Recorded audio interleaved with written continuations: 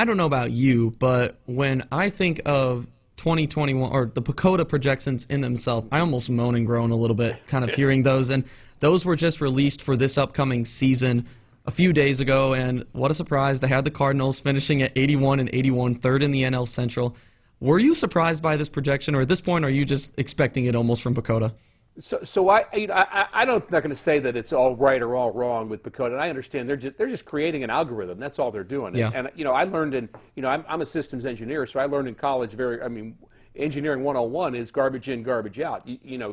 Whatever you program into the computer is going to reflect your biases. So, is there a variable in the PECOTA program that shows the kind of leadership that Adam Wainwright and Yadier Molina have for a team? Probably not. I mean, it's not there's no X value or Y, Z, Q or whatever they're using. And even if they do use it, how much do they weight it? When you create a formula, you're getting to decide how things are, and you might not be right about that. So you can say, hey, well, it's just numbers. Well, the numbers say it. Well, the numbers can say whatever you want them to say based on how you weight the variables. And so I've always thought that about WAR and a lot of the stats that we have out there. In fact, WAR for one thing devalues pitchers that know how to get outs without strikeouts. That would be my point on that. You look at Greg Maddux, he does not, he doesn't show as well because he wasn't a strikeout guy, but man, the dude could pitch. And not just him, but several others like him. So that's my point with PECOTA is they're doing the best they can to come up with a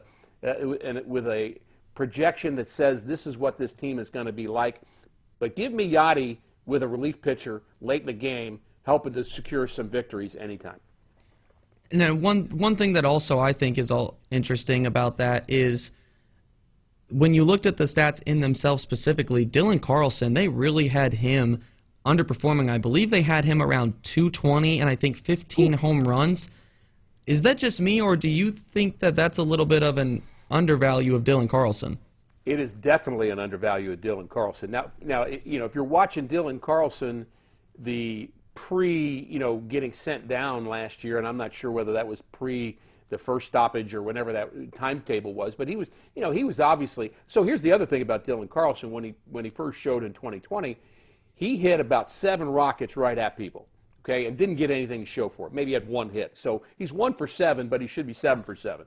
That's an exaggeration, but that's kind of it. Yeah. And then he started thinking about it. Then he started pressing, and then he was really lost. I mean, he really was. It wasn't just kind of hitting into bad luck anymore. It was just he was lost. So appropriate to send him down.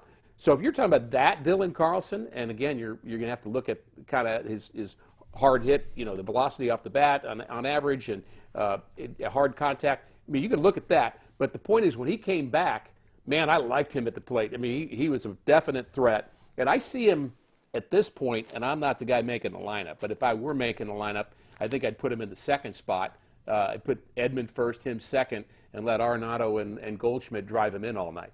So you kind of talked a little bit about that front half of the lineup. There's still a lot of question marks with the outfield, but where does the second half of your lineup, how does that look for opening day if you are Mike Schilt? Well, I like the fact that you can put Paul DeJong and Tyler O'Neill, and I would say 5 and 6. That's what I would say with those two right now. And those are the guys that were 3 and 4 for a lot of the year. And then Yadier Molina, you can hit Yachty 7 for goodness sakes, and not force him to be a 5th guy and to put pressure on him to drive in runs. Now Yachty can still do that.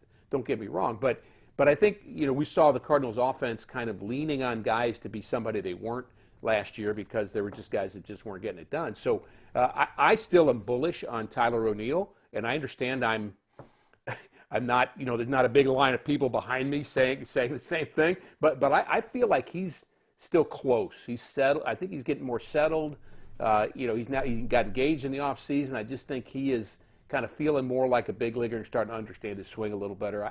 I feel good about Tyler O'Neill, and yes, we'd like to see him cut down on the strikeouts, but there's about 150 major leaguers you could say that about. So I'd see DeJong, O'Neill, Molina, Bader, and then the pitcher batting. And that's kind of what I'm seeing, at least at the beginning. But of course, you're going to have a lot of combinations and permutation as the season goes along.